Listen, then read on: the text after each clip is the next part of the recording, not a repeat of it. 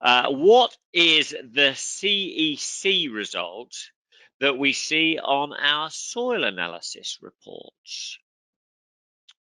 Okay, thanks, Henry. Find the best way to answer that. So the CEC stands for the Cation Exchange Capacity.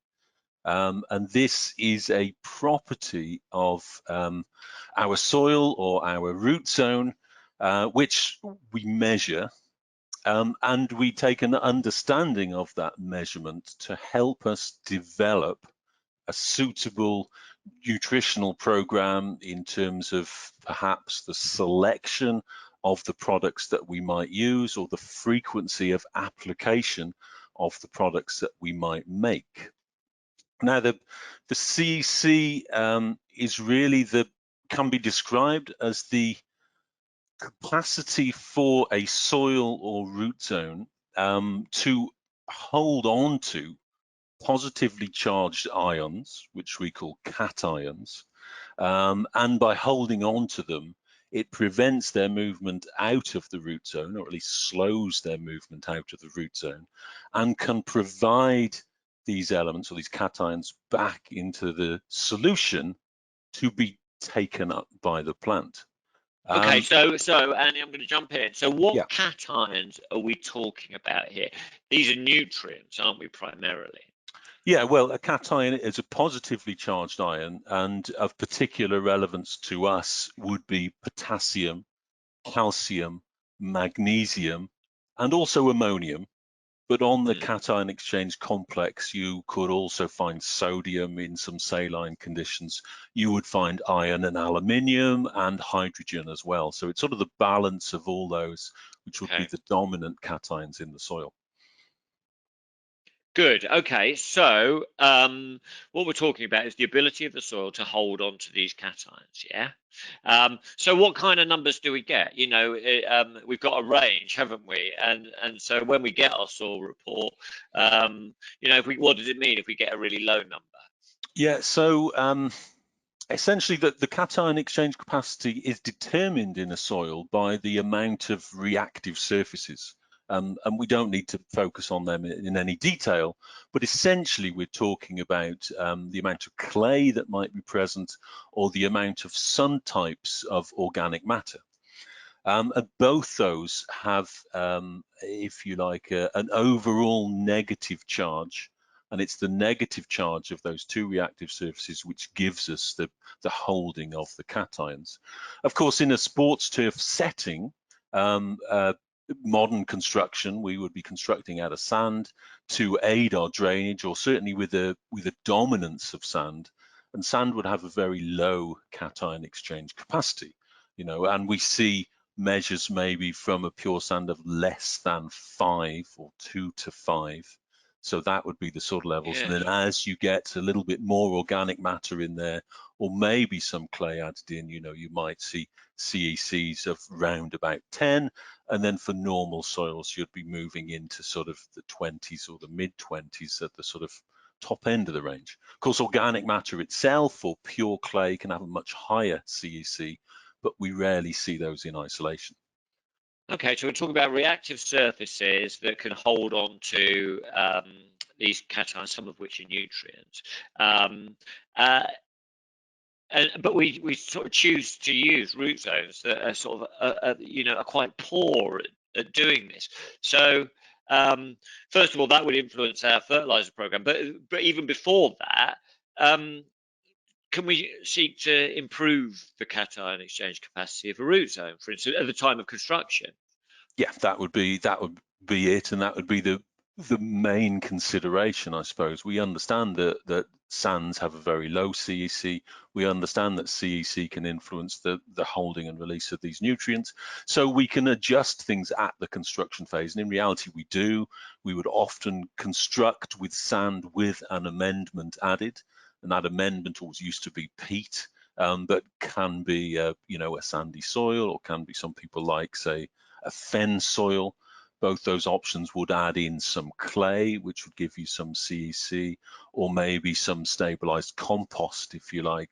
That would also provide some CEC as well. So we can improve it at construction, but you can also make changes in terms of your maintenance or your renovation.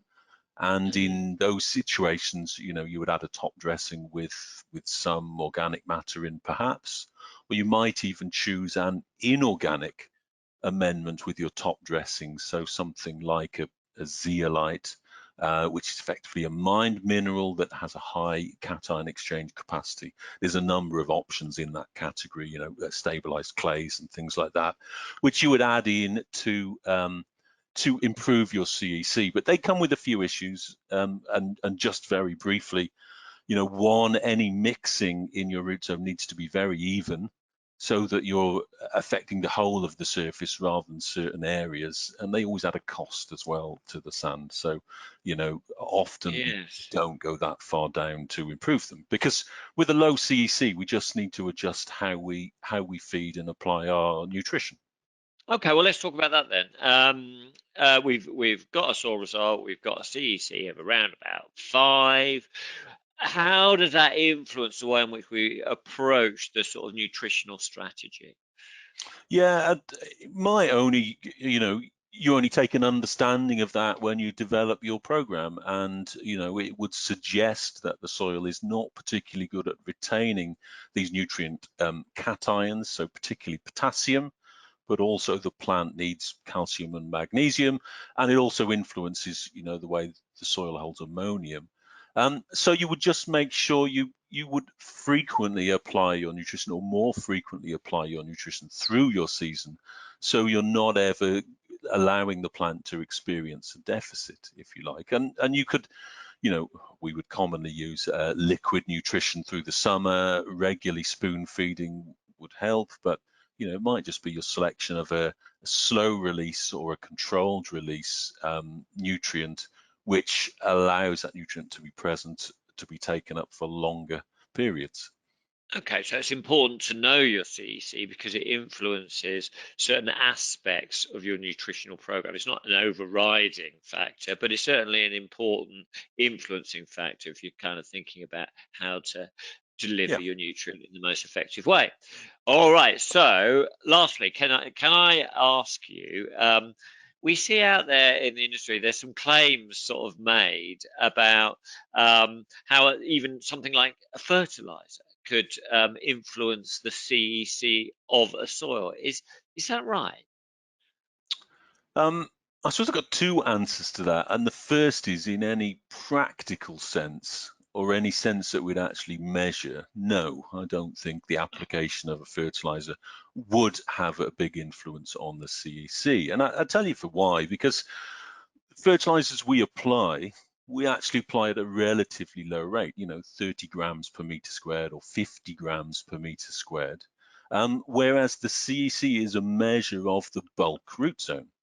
So you might think of a square meter of turf with a rooting depth of, say, 6 centimeters. Well, that has, a volume and then a weight of around about 100 kilograms. So we're applying this relatively small amount of fertilizer and having some expectation that we're going to change the CEC of our bulk root zone, and 50 grams in 100 kilograms is actually nothing. Yeah. But scientifically, the fertilizer we add, if it has an elevated CEC, you could imagine that there could be an increase in the measurement of, 0.01 or 0.00 something to add. Yes, you're being very restrained and balanced in your opinion there. The other thing I think to add in with that, we do often see these claims with organic fertilizers, and I think people are actually mistakenly taking information that is applied to organic amendments at construction or renovation. And of course, they can influence the CEC and influence moisture holding capacity, because we apply those at a much greater volume. We might apply them at a 5% volume, which is, let's think, over my 1 meter square is 5 kilograms. And no, actually, sorry, that's a volume, would be maybe 2 kilograms. And so, you know, that's 2,000 grams worth of organic movement in 1 meter squared, whereas we're applying 50 grams. There's a big discrepancy there. Yes. And so you know, I think that might be where some of the incorrect assumptions come from. Absolutely. If we feel like the CEC is a problem, we might be able to influence it through amendment of the root zone with quite big quantities of material, rather than just the sort of amount that we would commonly apply as a fertilizer dressing. It's bending the truth quite significantly, that thing. So Andy, thank you for that. Hopefully everyone kind of has a better understanding of what a CEC is and why it's important. You know, what we'll do is we'll next time around we'll ask Andy another question, and hopefully we'll sort of know a little bit better after that. So thank you, Andy, and thanks everyone for tuning in.